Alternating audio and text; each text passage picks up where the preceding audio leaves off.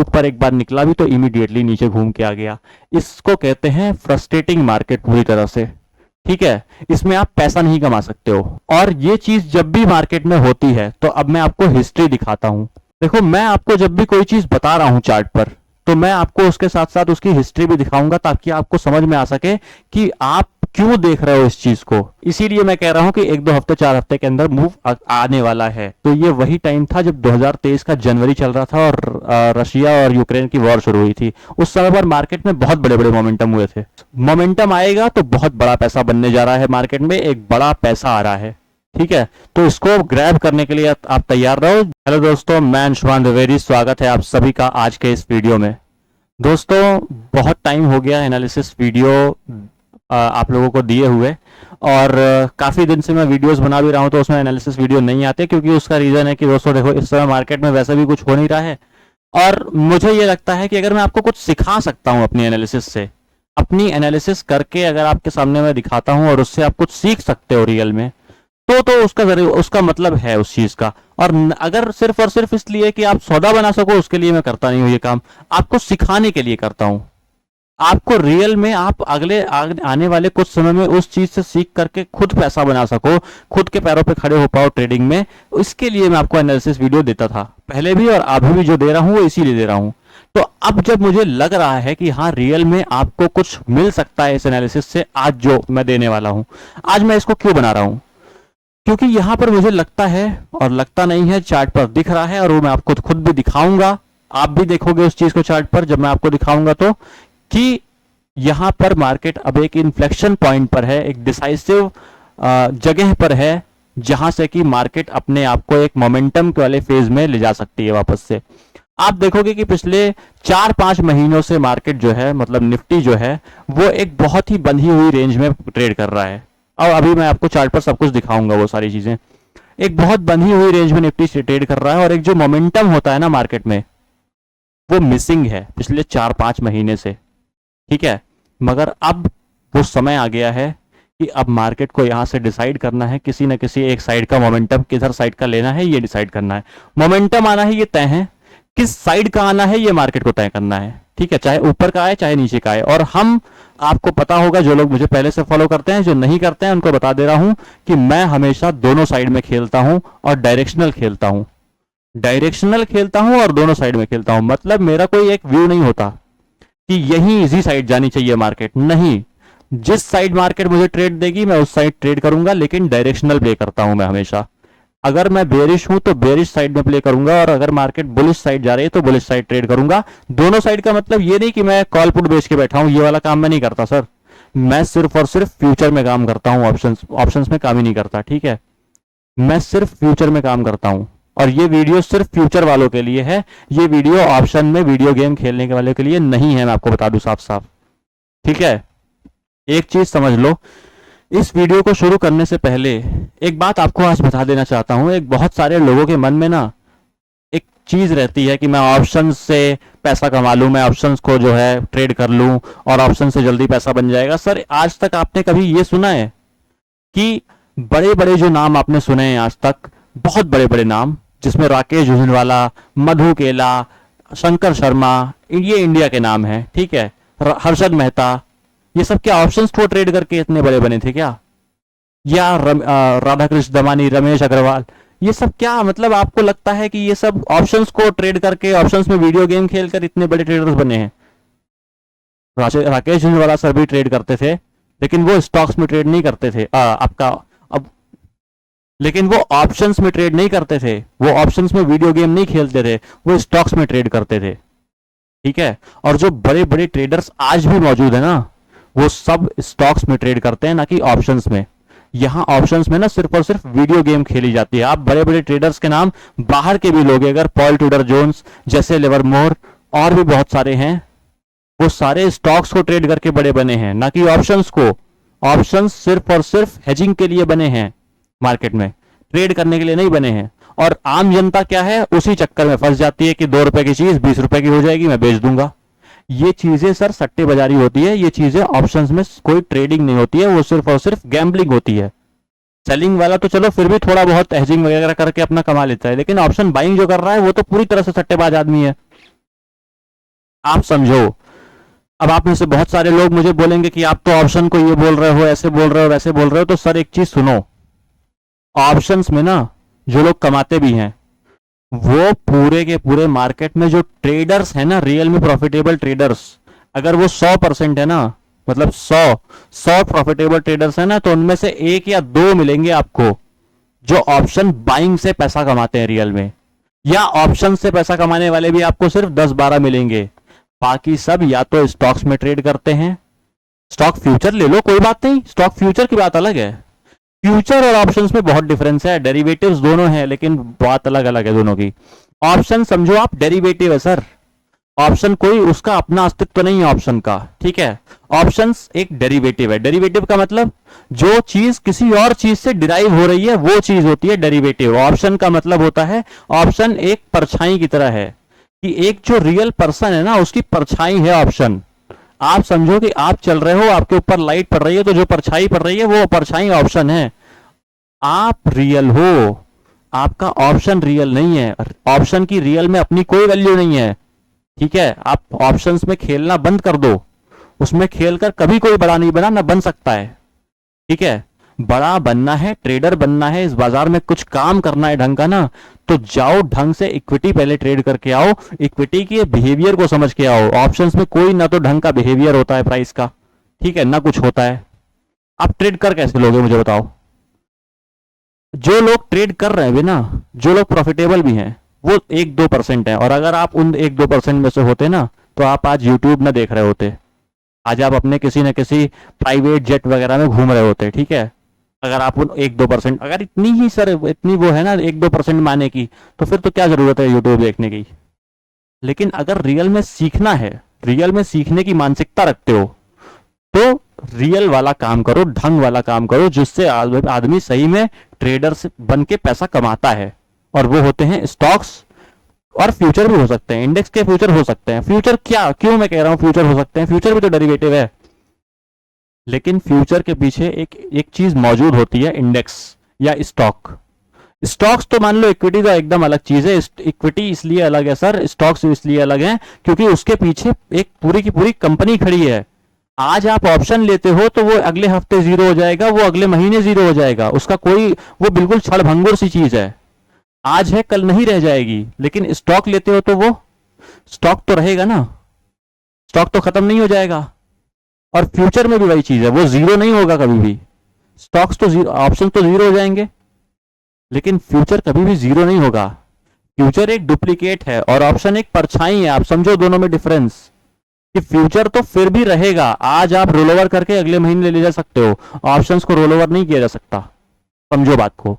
इसलिए ऑप्शंस को इतना बोल रहा हूं मैं, इसलिए खराब, क्योंकि ऑप्शंस में, और खराब नहीं है वो हेजिंग के लिए बहुत सही चीज है। लेकिन आप एक चीज समझो कि लोग क्या है ना, कि उसको सट्टेबाजी की तरह लेने लगे हैं, लोग उसमें ट्रेड करने लगे हैं। तो ट्रेड मत करो उस चीज को, वो ट्रेड करने लायक चीज है ही नहीं, वो ट्रेड करने के लिए बनाई नहीं गई है, वो बनाई गई है हेजिंग के लिए, ठीक है। ऑप्शंस में काम करना है तो हेजिंग करके काम करो, हेज के लिए काम करो ऑप्शंस में, ऑप्शंस को ट्रेड मत करो, ठीक है। क्योंकि वो एक सिर्फ और सिर्फ परछाई मात्र है, वो आज है कल खत्म हो जाएगी। ऐसी चीज पर काम करो जो सही में चल सकती है, जो सही में आगे वाले टाइम पे चल सकती है। अब देखो आप, एक्सपायरी, आखिर तो एक्सपायरी खत्म करने जा रहे हैं ना वीकली की, वीकली एक्सपायरी खत्म होने जा रही है ना, क्यों, उसका कोई अस्तित्व ही नहीं है। लेकिन क्या कोई स्टॉक को ऐसे खत्म कर देगा क्या? ऑप्शंस को तो एक्सचेंज खत्म कर सकता है, लेकिन क्या स्टॉक्स को खत्म कर सकता है क्या ऐसे आसानी से? स्टॉक्स का खत्म होना क्या आसान है क्या? आज तक कितने केसेस सुने हैं आपने स्टॉक्स के जीरो वैल्यू हो जाने के? नहीं होता है, ठीक है। उसका एक अपना बिहेवियर होता है स्टॉक का, स्टॉक का अपने एक कंपनी होती है स्टॉक के पीछे, आप समझो। या अगर आप इंडेक्स भी ले रहे हो और उसमें फ्यूचर कर रहे हो, तो फ्यूचर के पीछे एक पूरा का पूरा इंडेक्स खड़ा है, जीरो नहीं होने वाला वो, ठीक है। समझो इस चीज को। और ये ऑप्शंस के गंदे खेल से बाहर निकलो पहले तो। ये जो बताने जा रहा हूं ये ऑप्शंस के लिए नहीं है, ठीक है। अब आप इसके आगे की हम बातें करेंगे, और जो भी बात मैं आपको यहाँ पर जो भी चार्ट दिखाने जा रहा हूं वो कोई भी चार्ट होगा, किसी भी स्क्रिप्ट का होगा, उस पर कोई भी बाय सेल की रिकमेंडेशन नहीं है, कोई भी टिप नहीं है, कोई एडवाइस नहीं है। पूरे होशो हवास में अपने काम करना, अगर काम करना भी है उस चीज पर, तो मेरी किसी भी तरह की बाय या सेल की रिकमेंडेशन नहीं है। जो सिखाने जा रहा हूं बहुत ध्यान से सीखना, और उस चीज को हम आगे से आगे लेकर चलेंगे अब एनालिसिस को। और सबसे पहले आपको मंथली का चार्ट दिखाऊंगा, क्योंकि हम जब एनालिसिस शुरू करते हैं किसी भी चीज की, मेरा काम क्या है? मेरा काम है आपको एनालिसिस सिखाना। मेरा काम है आपको ये सिखाना कि कैसे करा जाता है चीजों को, कैसे आप, ताकि अपने पैर पे खड़े हो सको ना। आने वाले समय में आप अपने पैर पे खड़े हो सको। क्या हमेशा बैसाखी लेके ही चलोगे क्या? बैसाखी का मतलब समझते हो? बैसाखी का मतलब है कि जो लंगड़ा आदमी होता है, वो अपने जो दोनों हाथ में बांध के वो मतलब लेके चलता है ना, उसको बैसाखी कहते हैं। तो उस पे हमेशा नहीं जीवन बिताया जा सकता, अपने पैर पे खड़ा होना पड़ेगा आपको। हम्म। तो आपको जो सिखा रहा हूं वो इसलिए सिखा रहा हूं कि आप सेल्फ डिपेंडेंस एनालिसिस कर सको। और यहां पर अब हम वीकली, आप मंथली का चार्ट लगा हुआ है, सबसे पहले इसको देखेंगे। ठीक है, ये निफ्टी का चार्ट है आपके सामने। यहां आप देख रहे हो एक चीज कि इस जगह पर इस 4-5 महीने में एक एक कैंडल मंथली की है। ठीक। और अगर मैं आपको इसको दिखाऊं, थोड़ा सा इसको चार्ट को इस साइड कर देता हूं मैं, और थोड़ा बड़ा कर देता हूं, और ठीक है।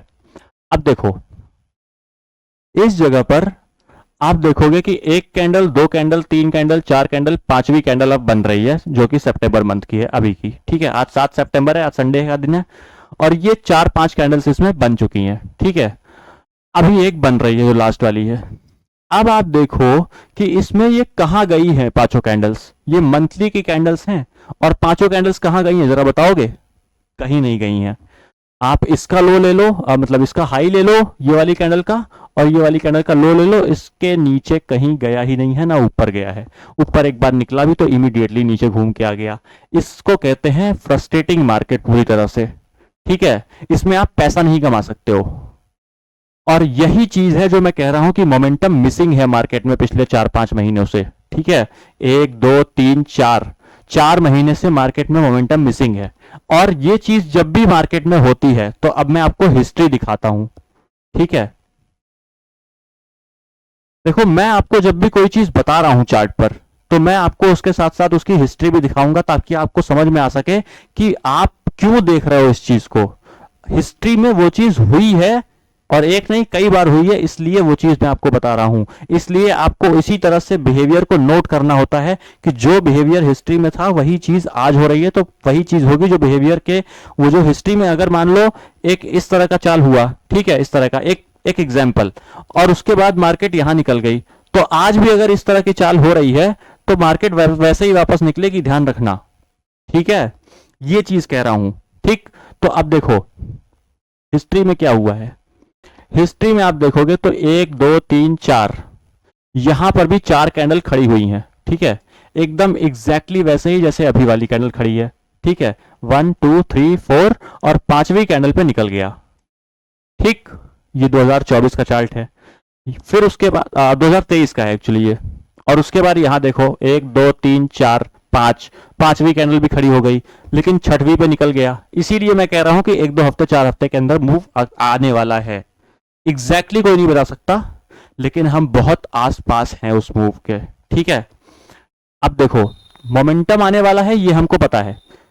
यहां पर आप देखोगे तो ये 5 महीने पूरे के पूरे मार्केट खड़ी रही थी एक जोन में, बिल्कुल एक जोन में, एक जोन ये रही। ठीक है, इस तरह से एक जोन में जब मार्केट खड़ी होती है और मंथली की 4-5 कैंडल इस तरह की बन जाती हैं, तो मार्केट में एक बहुत बड़ा मोमेंटम आता है। उसके बाद आप देखोगे तो यहां पर 1, 2, 3, 4, 5, और पूरा का पूरा ये पूरा चलता ही रहा था। उसके बाद आप देखोगे कि ना, ये पूरा मोमेंटम और ये पूरा मोमेंटम इस पूरे के पूरे 4-5 महीने के कंसोलिडेशन के बाद था, इस कंसोलिडेशन के बाद था।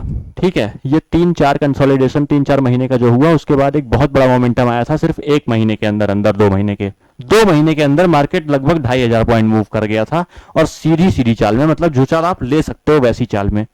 ठीक है, उसके पहले भी देखो, उसके पहले भी ऐसी चीजें हुई हैं, ऐसा नहीं है कि नहीं हुई हैं। ठीक है, चार्ट को थोड़ा सा पीछे करूंगा तो आपको दिख जाएगा।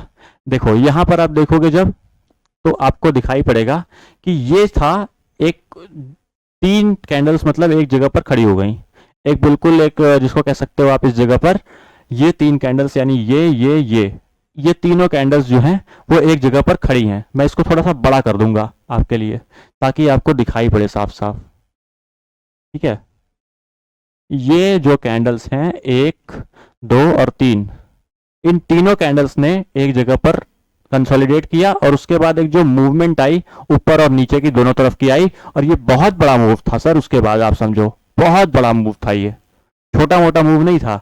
ये और ये पूरा का पूरा मूव था, ये समझो, समझ रहे हो? ये पूरे के पूरे मूव थे, नीचे का और ऊपर का दोनों। ठीक है, उसके बीच में एक कंसोलिडेशन ये था, लेकिन ये कंसोलिडेशन नहीं था, ये भी बहुत बड़ी मूव थी। और ये आप देखोगे ना, तो ये वही टाइम था जब 2023 का जनवरी चल रहा था और रशिया और यूक्रेन की वॉर शुरू हुई थी। उस समय पर मार्केट में बहुत बड़े बड़े मोमेंटम हुए थे। ठीक है, तो उस समय पर, लेकिन उसके पहले मार्केट 3 महीने तक खड़ी रही थी एक जगह पर। इसी तरह से होता है जब भी बाजार में इस तरह की मूव्स आती है ना, तो ऐसा ही होता है। यहां देखो, यहां मैं आपको दिखाता हूं, 2 महीने मार्केट खड़ी हुई है इस तरह से। इस जगह पर 2 महीने बिल्कुल छोटी छोटी सी कैंडल आप देखोगे तो बनी है। ठीक है, उसके बाद मार्केट में क्या हुआ, एक बड़ा सा मोमेंटम आया। बड़ा सा मोमेंटम का मतलब क्या हुआ, 16,000 की निफ्टी 18,600 यानी लगभग लगभग 2-2,500 पॉइंट मूव कर गई। ठीक है, ये होता है बड़ा मोमेंटम। और 16,000 की निफ्टी का मतलब 2,500 पॉइंट, अगर 16,000 की निफ्टी जा रही है मतलब 15% के आसपास, समझ रहे हो? 15-16%, 17% का मूव आ रहा है। और उसमें आप क्या कमा सकते हो, आप ये सोचो। क्योंकि अब क्या है ना, अभी पिछले 6 महीने से मार्केट जो खड़ी है, 6 महीने नहीं मतलब 3-4 महीने से, 4 महीने से, 5 महीने से, उसके बाद अब जो महीना चल रहा है, अगर ये बीत गया, मान लो ये भी मान लो इसी में बीत जाता है और कोई मोमेंटम नहीं आता है इस मंथ में भी, तो भी याद रखना एक बात कि इस मंथ में मोमेंटम ना भी आए तो भी अगले महीने में मोमेंटम आने का पूरा पूरा चांस है। और अब तैयार हो जाओ अपने। मैं इसलिए बता रहा हूं कि जो लोग सीरियसली काम करते हैं और जो लोग मोमेंटम ट्रेड्स करते हैं, उन लोगों के लिए अब समय आने वाला है। और मैं ये इंट्राडे वालों के लिए नहीं कर रहा, बहुत शॉर्ट टर्म वालों के लिए कह रहा हूं। जो लोग शॉर्ट टर्म और स्विंग ट्रेड करते हैं या पोजिशनल ट्रेड करते हैं, उनके लिए ये बात हो रही है। इंट्राडे वालों के लिए तो ठीक है, आज कमा लिए, कल कमा लिए, परसों कमा दिए, ये वाला सीन चलता है। इंट्राडे वालों की बात नहीं है।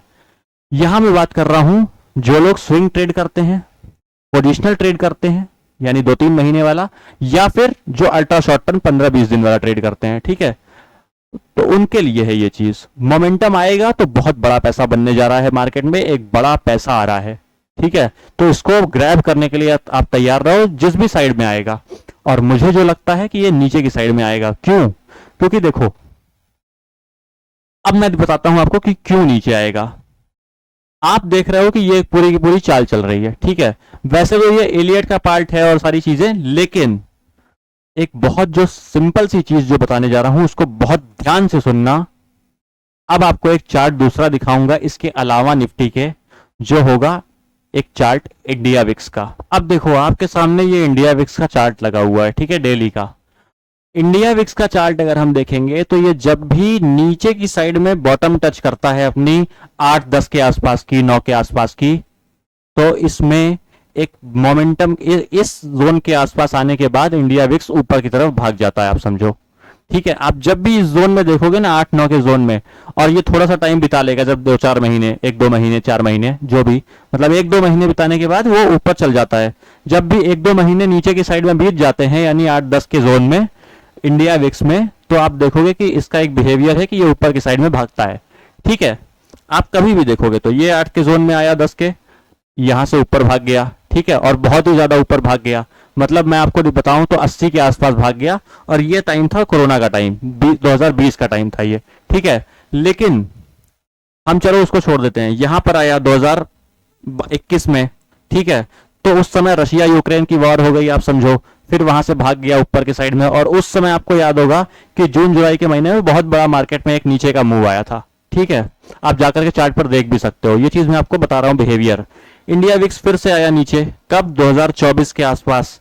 ठीक है, उसके बाद 2024 में एक बार फिर से ये जो जून के आसपास, इसमें जो यहां पर ये वाला जो लो लगा, आप देखोगे इस जगह पर, इस लो के बाद ये जो बड़ी सी चाल आई, ये था इलेक्शन वाले डे का। ठीक है, ये इलेक्शन वाले डे का चाल था। इलेक्शन के दिन, एक दिन में 2000 पॉइंट का मोमेंटम हुआ था मार्केट में, एक दिन में। निफ्टी की बात कर रहा हूं, और बैंक निफ्टी तो बहुत ही ज्यादा हुआ था। ठीक है, तो इन चीजों को ध्यान में रखते हुए अब जब इंडिया विक्स आप देख रहे हो कि एक बार फिर से काफी टाइम से, मतलब छोटा मोटा टाइम नहीं है ये काफी टाइम से घूम रहा है इस समय पर, इस जगह पर।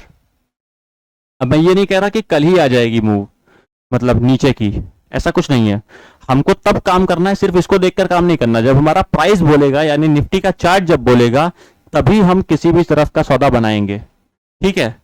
लेकिन यहां पर क्या है, यहां पर इंडिकेशन हमको क्या मिल रहा है कि चूंकि ये काफी टाइम से जो इंडिया विक्स है ये 8 के जोन में, 10 के जोन में घूम रहा है। 8 के तो नहीं, लेकिन 10 9 के जोन में, 9 10 के जोन में घूम रहा है। तो अब यहां पर हमको कुछ ना कुछ ऐसा हो सकता है कि एक नीचे का बड़ा चाल देखने को मिल जाए। और बाकी इलियट का स्ट्रक्चर जो बोल रहा है वो बोल ही रहा है, वो कॉम्प्लेक्स स्ट्रक्चर है, उसको समझाने में बहुत टाइम लगेगा, इसलिए मैं उसको नहीं समझाऊंगा और वो लोगों के समझ में आएगा भी नहीं, क्योंकि जिसको इलियट की रियल नॉलेज है वही समझ पाएगा उस चीज को, उसको हर कोई नहीं समझ सकता। बहुत कॉम्प्लेक्स चीजें होती हैं एक्चुअल में, और उतना कॉम्प्लेक्सिटी में घुसने की जरूरत भी नहीं है। आपको साफ साफ दिख रहा है कि एक तो निफ्टी का खुद का चार्ट बोल रहा है, इधर विक्स का चार्ट बोल रहा है, ठीक है। विक्स को अगर ऊपर जाना है तो मार्केट को नीचे आना पड़ेगा, अगर ज्यादा ऊपर जाना है तो यहाँ इन लेवल्स के आसपास, 20 के आसपास, 24 के आसपास जाना है तो मार्केट को एक बार नीचे आना पड़ेगा। ये हिस्ट्री बोल रही है, ये मैं नहीं बोल रहा, ये चार्ट्स की हिस्ट्री बोल रही है, आप जाकर के खुद भी चेक कर सकते हो, ठीक है। तो अब मेरे ख्याल से आपको समझ में आ गया होगा कि मैं क्यों निफ्टी को बेरिश बोल रहा हूं, और ये तो आपको मैंने समझा ही दिया कि मैं मोमेंटम की बात क्यों कर रहा हूं। मोमेंटम की बात मैंने आपको हिस्ट्री दिखा दी, और यहां पर भी मैंने विक्स के चार्ट पर आपको हिस्ट्री दिखाई। इसी तरह से बिहेवियर की, कैरेक्टर की, प्राइस के बिहेवियर की एनालिसिस की जाती है, और इसी तरह से हम बिहेवियरल एनालिसिस को करके मार्केट में एक रियल पैसा कमा सकते हैं, ठीक है। तो अभी के लिए दोस्तों इतना ही, मिलेंगे नेक्स्ट वीडियो में और बात करूंगा आपसे आगे की। तब तक के लिए इन सारे चार्ट्स को स्टडी करो, इंडिया विक्स का और निफ्टी का चार्ट स्टडी करो। तो अगर वीडियो अच्छा लगा हो तो एक छोटा सा कमेंट, एक वर्ड का सिर्फ और सिर्फ नाइस कमेंट कर दीजिएगा, ठीक है, और लाइक कर दीजिए वीडियो को। और साथ ही साथ अगर आप इस चैनल पे नए आए हैं तो इसको सब्सक्राइब जरूर कर लीजिए, क्योंकि आप जब खुद इस चैनल पर जाकर के खुद ही देखेंगे कि यहाँ पर जिस लेवल का प्रीमियम कंटेंट आपको मिलता है वो कहीं और नहीं मिलेगा। ये मेरा दावा है आपसे, ठीक है। तो इसलिए आप जाकर के इसको सब्सक्राइब कर लें, ताकि आपको इस तरह के जो भी कंटेंट आ रहे हैं वो मिलते रहें, ठीक है। सर मैं आपके लिए इतना टाइम निकाल रहा हूं, अगर अपना सब कुछ अपना वो करके टाइम निकाल करके और आ रहा हूं आपके सामने और इस तरह के वीडियोज आपको प्रोवाइड कर रहा हूं, तो आप इतना कर सकते हो मेरे ख्याल से आप, ठीक है। सब्सक्राइब कर लो और उस पर नाइस कमेंट कर दो, बाकी लाइक कर लो अगर अच्छा लगा हो तो।